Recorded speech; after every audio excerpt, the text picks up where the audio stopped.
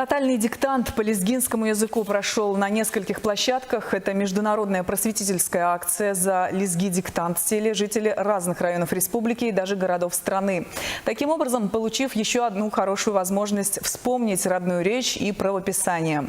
О том, почему нужны диктанты на родном, рассказывает Хатима Несредова.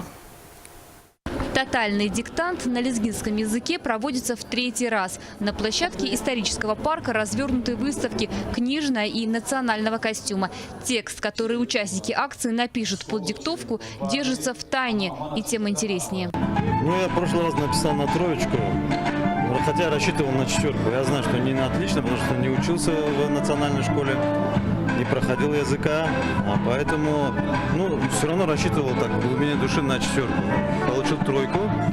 Сейчас надеемся на балл увеличить свой результат. Во-первых, очень приятно, что диктант на моем родном лезгинском языке. Конечно же, хочется проверить свои знания, с удовольствием это сделаю. И хочу поблагодарить за проведение такого прекрасного мероприятия, потому что человек, не знающий родного языка, как дерево без корней. В этом году международную акцию приурочили к 110-летию народного писателя Дагестана Кияса Меджидова. Фрагмент произведения «В долине Салавата», посвященный красоте осенней природы, читает главный редактор издания «Лезги газет» Магомед Ибрагимов.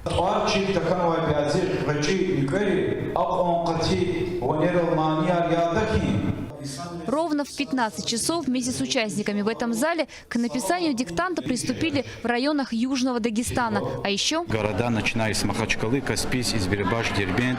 Кроме этого, к диктанту подключились Турция, Азербайджан и Украина.